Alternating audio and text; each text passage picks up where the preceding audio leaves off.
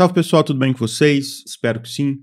Eu resolvi trazer esse vídeo hoje para comentar um episódio que rolou na semana passada, que gerou bastante barulho, que é um assunto meio complicado, meio espinhoso até, mas eu acho que é importante discutir com vocês. Eu estou falando ali do episódio envolvendo o vereador Lucas Pavanato, bolsonarista, eleito ali em São Paulo, o vereador mais votado da cidade, inclusive.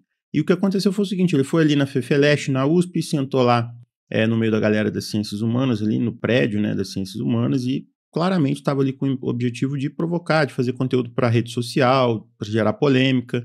Esse tipo de ação é um modus operandi do bolsonarismo, de outros setores ali dessa direita mais performática, que é um teatro ali feito sob medida para lacrar nas redes sociais. E foi exatamente isso que aconteceu, que ele fez. Ele foi lá, se colocou naquele ambiente sabendo que teria reação, esperando ter reação, porque essa é a fórmula de conteúdo que eles precisam para alimentar as bolhas, para tentar viralizar nas redes. E a reação veio, claro, né? A galera cercou, reagiu, teve confusão, e no fim ele foi expulso dali. E aí o vídeo circulou, viralizou, e ele capitalizou em cima disso como se fosse um herói da liberdade de expressão, como se estivesse desafiando a ditadura do pensamento único da esquerda, né, gente? Que é uma grande ditadura aí que acontece no mundo, né, no Brasil especialmente. Só que eu queria trazer um comentário sobre esse tipo de coisa, especialmente sobre como o bolsonarismo e outros setores ali mais performáticos dessa direita exploram essa questão da universidade e sobre como muitas vezes a esquerda entrega exatamente o que essas pessoas querem.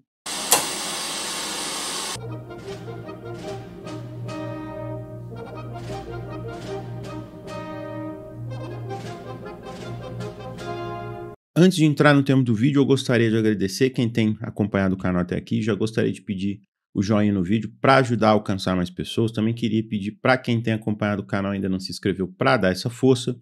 Queria falar também que o botão de hypar está ativado, então se está ativado aí no seu dispositivo, se você gostou e quiser usar esse botão, fique à vontade, ele ajuda o vídeo a chegar a mais pessoas.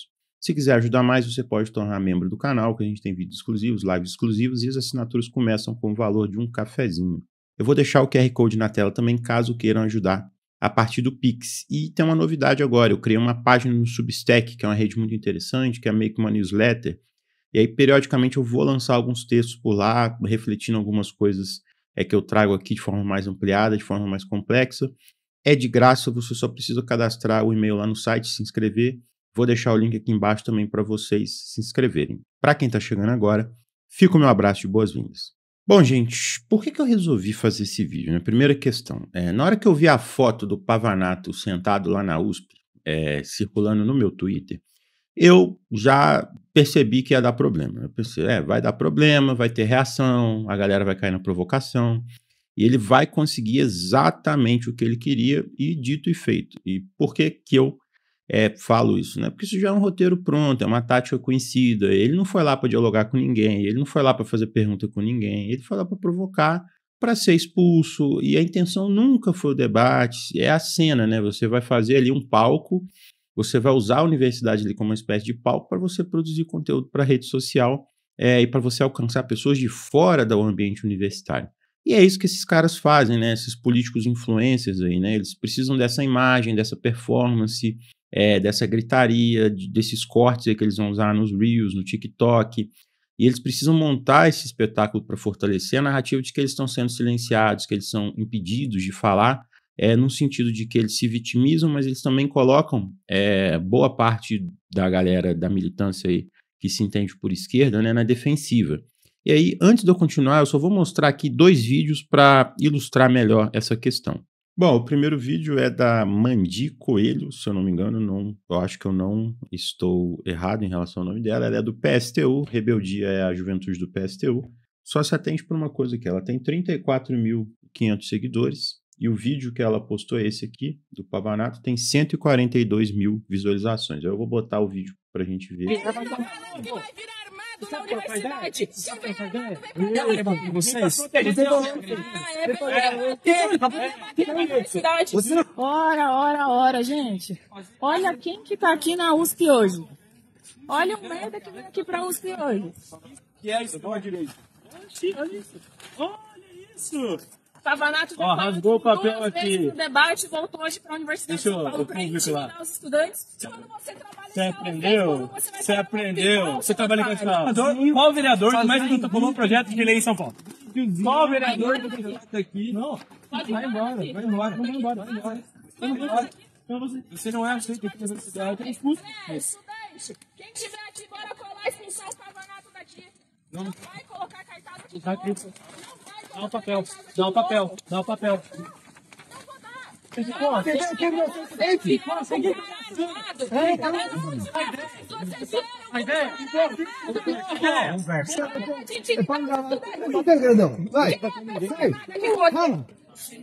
O papai tá ligando aí? É o chefe do seu gabinete de ver? Você embora? Já passou. Quanto você já ganhou com os cortes da luz?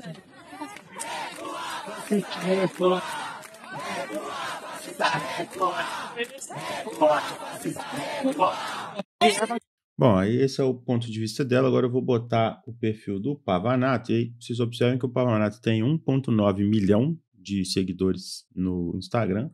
E esse vídeo aqui, né, que é o vídeo do ponto de vista dele, tem 6 milhões e 200 mil visualizações. Olha o diretor aqui. Oxi, olha isso. Alunos estão me ameaçando e você vai me tirar? Não é, você não é bem-vindo aqui. Ah, eu não sou bem-vindo? Eu pago imposto. Por que eu não sou bem-vindo aqui? Por que eu não sou bem-vindo? Não é bem aceito aqui. Vai expulsar você. Tenta. Tira então. Eu trabalho com a escola. Tem que atrasar pra ir no meu trabalho. Mas o que você vai trabalhar? Você não tá de mim? Eu não vim aqui falar com você. Corte rápido. Não enrela em mim. Você acha que quem vai... O que vai fazer? O que vai fazer? O clube cada vez mais cresce. É mais fácil bater ameaçado do que conversar, né? Sai direita, sai direita. Sem o sangue quente. Vocês são fracos. O que você acha do roubo dos aposentados, do INSS? Não. Não, rela aqui. Não vai sentar. Olha seus alunos. Eu posso estar aqui, eu pago imposto. Você deve se responsabilizar por eles. Mais alto.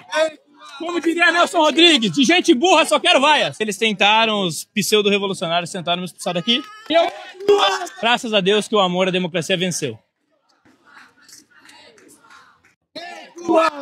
E aí você vê, né? Você tem dois vídeos ali com as duas versões da moça do PSTU, do Pavanato, e aí cada um com a sua perspectiva em relação ao que aconteceu. E aí o meu comentário no Twitter, quando teve essa polêmica, que mostraram um vídeo dela, inclusive, eu não sei se chegou a ser direto dela ou alguém mais próximo dela ali ideologicamente, eu fiz um comentário que eu levantei, que muita gente ficou incomodada, e é uma questão simples. A moça do PSTU, ela provavelmente vai ser candidata, vereadora, vai fazer ali uns 500 votos e não vai se eleger. Enquanto isso, o Pavanato provavelmente vai se eleger deputado federal no ano que vem. E ele talvez nem só se eleja, mas seja um dos mais votados do estado de São Paulo no ano que vem e vai aumentar a bancada bolsonarista na Câmara, que já não é pequena. E aí o que aconteceu na USP ajuda nisso. Ele vai lá, provoca, se grava, alimenta a militância dele, volta para casa com o vídeo e pronto. Ele joga isso nas redes, joga isso na polêmica e cresce em cima disso. Assim, teve muita gente que ficou incomodada, teve muita gente que simplesmente está operando ali no outro sistema de crenças e valores e também acaba não vendo o que eu tô vendo ali, ou acaba vendo ali muito de dentro, e eu tô tentando ver isso um pouco mais de fora agora que eu já saí da universidade. Então, assim, a galera cai na provocação, dá palco, oferece exatamente o que ele queria, que é a imagem do herói da direita, cercado ali de estudantes intolerantes.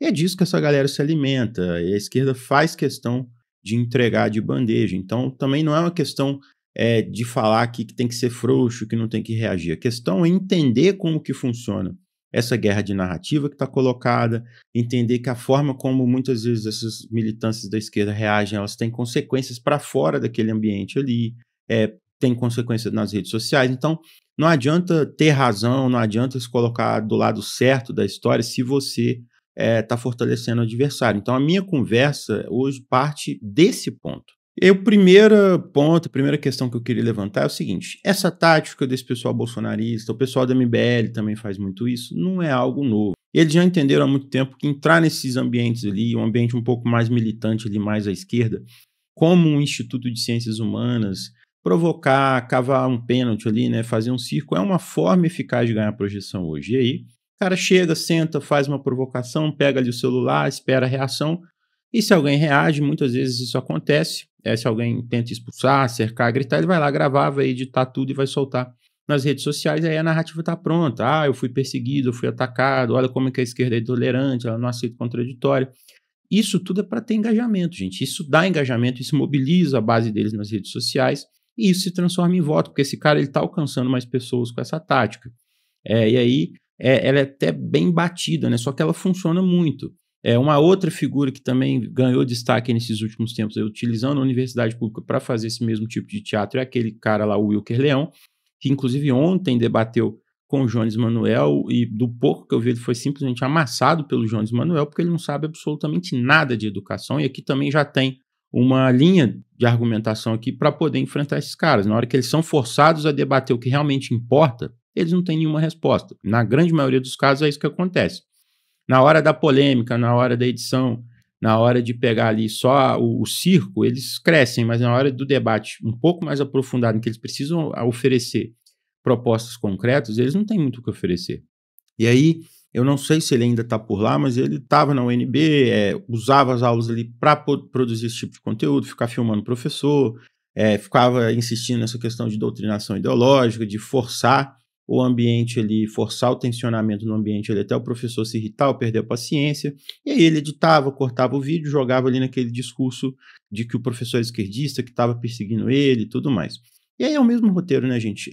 Ele ganha visualização, ganha seguidor, ganha espaço, e aqui eu não estou falando só do Wilker ou do Pavanato, esse tipo de figura está se multiplicando, eles já entenderam como que essa dinâmica funciona. Eles estão indo para cima da universidade pública com essa estratégia muito bem montada para gerar esse tipo de coisa, para se vitimizar e para crescer politicamente em cima disso. E aí tem mais gente com essa mesma tática que eu não acho que vale a pena ficar discutindo aqui. E aí a gente tem que refletir um pouquinho por que isso acontece. Se você pega o histórico da universidade pública, basicamente ali só nos cursos de ciências humanas você vai ver que tem um espaço ali, uma tendência ideológica mais à esquerda, o que acontece, inclusive, e até algo normal, porque se você pega, por exemplo, nas ciências humanas você tem uma tendência mais à esquerda, se você pega nos cursos de economia você tem uma tendência mais liberal. Então, existem certos nichos acadêmicos com certas concepções. Então, isso não quer dizer que há uma hegemonia comunista, uma hegemonia de esquerda, até porque comunista mesmo é minoria até dentro dos cursos de ciências humanas. Se você pega, por exemplo, um curso ali que não é estritamente de ciências humanas, que é o curso de serviço social, é o único que talvez seja hegemonizado ali por figuras marxistas. E aí o que existe é uma certa inclinação predominante em relação a preferências políticas nesse Instituto de Ciências Humanas. Isso não é segredo para ninguém, não é a universidade toda que funciona assim, só que tem um ponto aqui que é muito importante, que é o seguinte: durante muito tempo, esse era um ambiente mais ou menos isolado. Se você observa ali, você tinha um ambiente mais fechado, uma bolha mesmo. As pessoas viviam naquele ambiente ali onde esse tipo de visão predominava, era normal, onde as discussões giravam em torno ali de certos referenciais políticos, referenciais teóricos, e isso não gerava tensão. Só que aí entra um fator novo que muda tudo, que é a internet, as redes sociais, essa guerra de narrativa das redes sociais. E esses ambientes que antes estavam fechados, que eles estavam mais isolados, agora eles estão totalmente expostos, porque você pode ir lá, fazer alguma coisa, postar nas redes sociais, e isso tudo vai viralizar e vai para muito fora ali da universidade, aí tudo vira corte, tudo vira clipe, tudo vira meme. E aqui eu trago até um ponto meu pessoal na época que eu fiz faculdade, para vocês verem como que as coisas mudam. Eu entrei na faculdade de psicologia em 2012, eu fiz 3 anos, depois eu fui para a filosofia. E nesse tempo ali, nesse início ali da faculdade, eu vi muita coisa acontecer, muita discussão, mas não tinha tanta tensão assim. Tinha professor mais à esquerda, mais à direita, tinha professor mais moderado, tinha professor mais radical. Isso tudo é normal, é comum, só que, vez ou outra, tinha alguma tensão, alguma questão que tinha ali por conta de um comentário, de uma atitude de um professor, mas no geral, dentro do normal. Então, por exemplo, eu fiz 2 disciplinas com um professor na filosofia que ele é liberal, ele é abertamente liberal. É um cara com a pegada de um liberalismo mais progressista, mas é um viés liberal clássico e tal, e ele é muito gente boa, ele fazia alguns comentários em sala que eu mesmo não concordava, tanto em questão política ali, mas é assim que funciona, nem sempre a gente vai concordar, isso não é motivo para tanta polêmica, e não tinha tanto problema em relação a isso.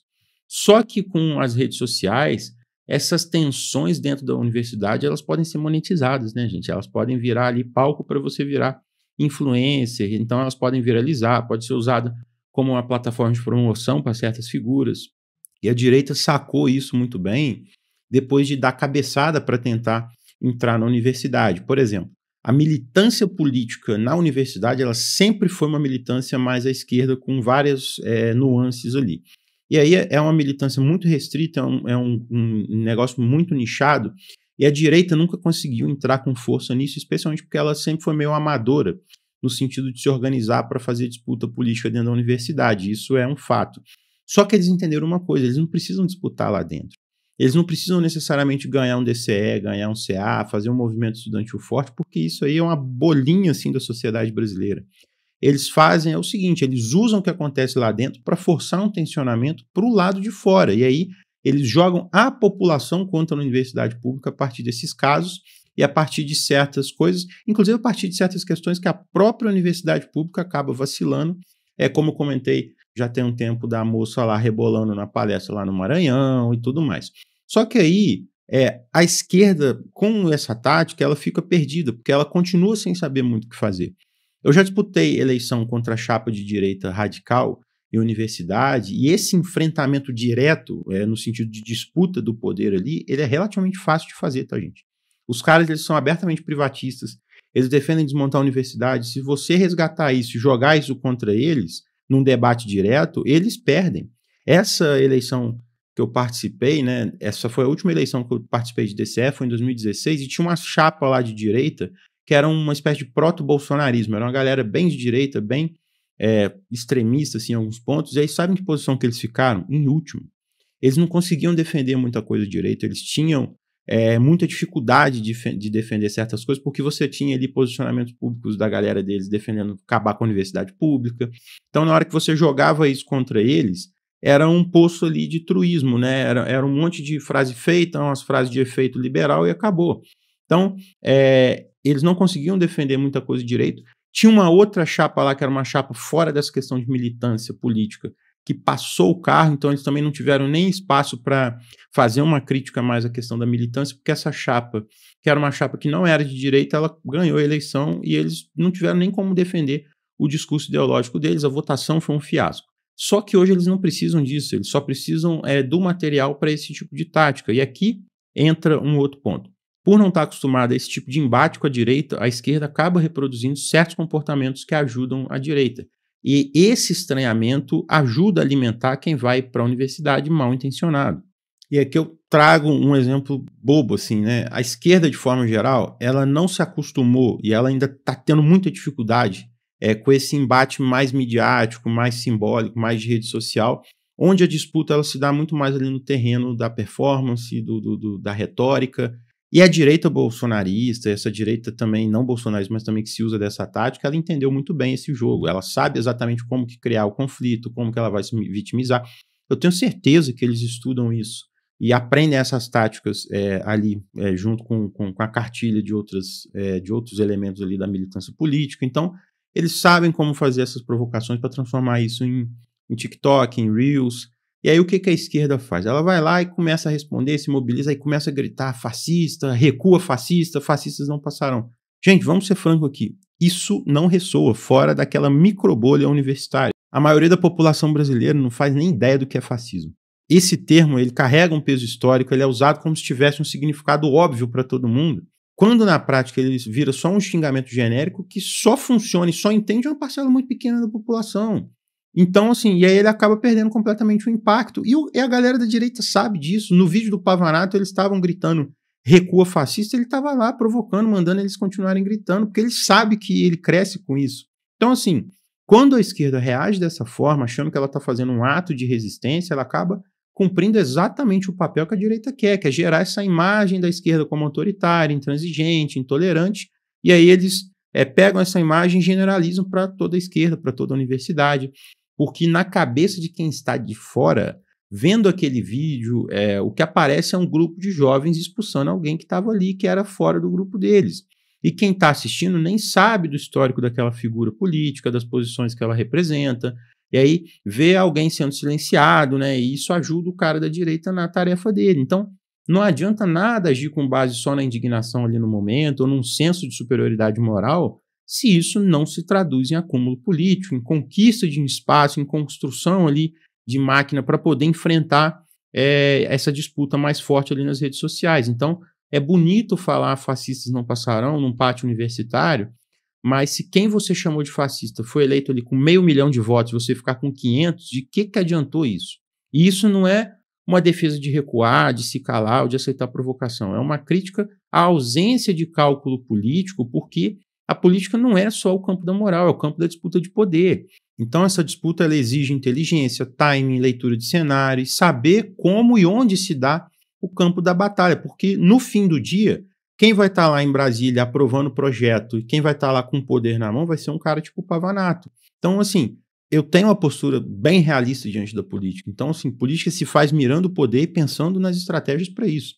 Se eu quero alcançar o poder, eu tenho que ter uma estratégia para chegar lá e não fortalecer meus adversários. Então, eu preciso ter uma estratégia que não fortaleça eles. A esquerda brasileira, ou pelo menos uma parte dela, atua como se ainda estivesse num contexto em que detém força de massas, detém uma hegemonia moral, quando, na verdade, ela está cada vez mais encastelada, está em nicho social, nicho universitário, em alguns nichos digitais. E é uma atuação meio deslocada do contexto histórico, ela fora de uma leitura ali mais ajustada da realidade que a gente tem hoje. A esquerda parece operar ali como se ela tivesse do puro ali 30% dos votos, como se ela tivesse liderando os sindicatos com milhões de trabalhadores organizados, como tivesse essa adesão ideológica muito forte dentro dessa parcela de esquerda, como se o povão ainda olhasse para essa esquerda mais ideologizada, assim como referência, mas a realidade é outra.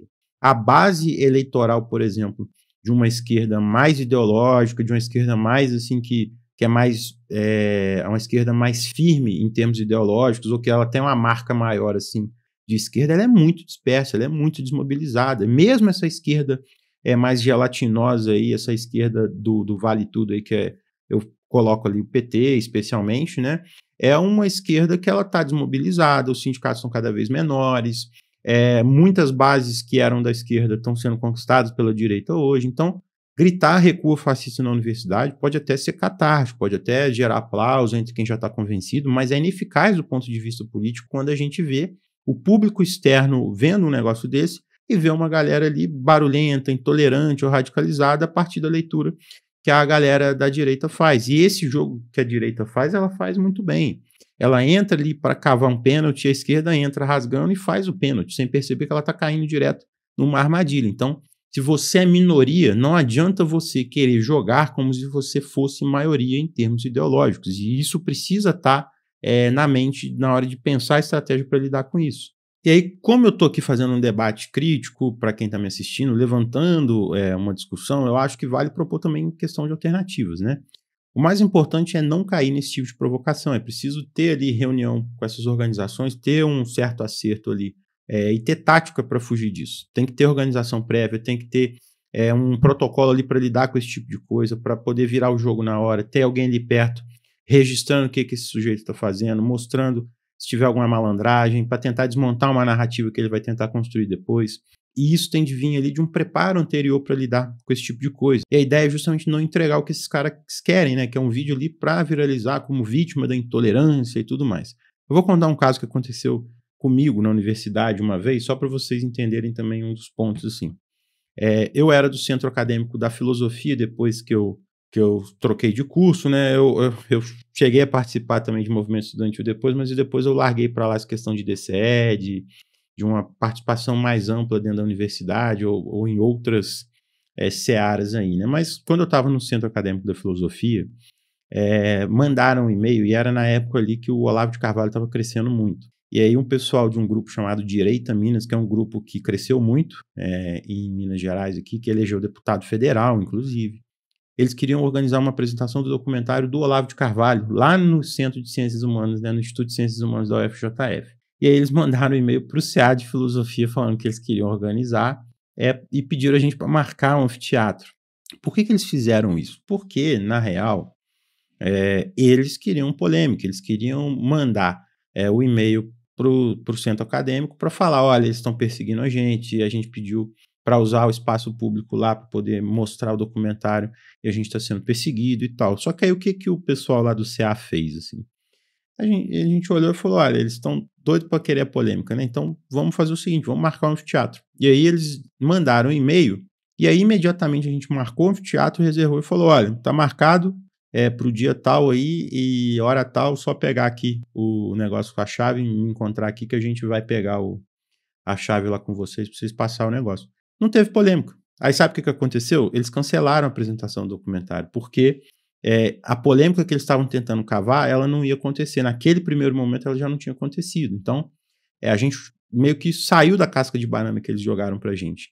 A segunda questão é devolver na mesma moeda. A esquerda ela tem muita dificuldade de fazer isso, porque muitas vezes ela está presa dentro da universidade. Então, o que tem que ser feito? Vai numa UPA, vai num hospital público, vai numa escola, conversa com quem está lá, com quem usa o serviço, com quem está vendo o problema ali, vai no hospital, conversa com quem está na fila esperando horas por um atendimento, ou quem está esperando meses ou semanas ali para poder fazer uma cirurgia, fazer um exame, e conversa sobre como está a saúde pública, mostra ali a proximidade, se aproxima dessas pessoas, tenta construir uma base junto ali, registra isso, vai atrás ali, se for o caso, de um médico que bate o ponto e vai embora, e aí você faz esse registro de denúncia pública. Vai criando uma cultura desse tipo de cobrança, e aí você vai criando uma referência dentro da rede para transmitir essas cobranças. E aí as pessoas vão te procurar para poder fazer essa cobrança, você vai virar meio que uma referência de defensor da educação, da saúde pública. Então, você vai tendo ali várias pessoas de várias regiões se fortalecendo como liderança, e essas pessoas vão te mandar denúncia, você vai virar uma referência que depois você vai construir e vai ter um trabalho de base em relação a essas pessoas. E aí, depois você vai lá, vai num gabinete de uma figura tipo Pavanato, mostra essa pessoa, leva um familiar dessa pessoa e pergunta o que ele vai fazer em relação à pessoa que está lá esperando um tempão para poder fazer um exame, um tempão para poder atender no hospital, explicar por que a escola está sem estrutura. Então, confronta diretamente. Chega lá, você vai visitar a UPA lá, você vai visitar o hospital, você vai ficar preocupado ali em provocar estudante na USP. O que você vai fazer para construir uma biblioteca aqui nessa escola que está toda detonada? E aí, uma outra coisa que dá para fazer, essa turma organizada, ela tem que checar as verbas de gabinete dessa turma histriônica e ver o que está acontecendo ali, ver se tem alguma irregularidade, questionar essas pessoas, perguntar o que eles estão fazendo com o dinheiro público. Então, assim, gastou tantos mil na gráfica de um parente, vai lá, pergunta sobre isso. E aí percebem como que isso vai mudando a dinâmica, você vai invertendo a lógica, essas pessoas elas vão para a defensiva e você equilibra um pouco as coisas. E aí você vai trabalhando para se colocar mais ao lado da consciência pública, ao fortalecimento do serviço público, ao fortalecimento da universidade pública. E aí, que é uma outra coisa que daria uma boa também, pega uma pessoa agora que viu a conta de água disparar com a privatização da Sabesp, pega essa pessoa, conversa com ela e leva para um apoiador da privatização, uma dessas lideranças aí, dessas figuras que foram mais vocais em defesa da privatização, pergunta o que ela tem para dizer para essa pessoa. Pergunta se ela acha certo, pergunta se ela se sente responsável por essa pessoa pagar mais uma conta de água. Então, vocês percebem onde eu quero chegar? Tem que pegar elementos em que o povo é favorável, que você vai estar do lado do povo, tensionar isso em relação a essas figuras. E aí, a dinâmica vai se invertendo, e aí você vai criando situações em que essa turma aí do Pavanato e afins aí vão estar na defensiva. Enfim, gente, eu vou ficando por aqui, não vou alongar muito mais essa discussão, só queria trazer esse debate mesmo porque é algo que eu senti que deveria ser ampliado e debatido com mais calma. Esse é um vídeo que eu vou ler com mais atenção os comentários, então a gente vai ver como que o debate vai rolar. Comentem sempre com carinho, com amor no coração, nem sempre nas redes é assim, né, gente? E tem certos comentários que são magníficos de ler. Vou deixar minhas redes na descrição, meu canal no Telegram, meu canal no WhatsApp, meu servidor no Discord, para quem quiser entrar lá. Lembrando, né, o Substack, quem quiser assinar o Substack, vou deixar o link fixado no comentário aqui embaixo. E é isso, um grande abraço para todo mundo e até a próxima.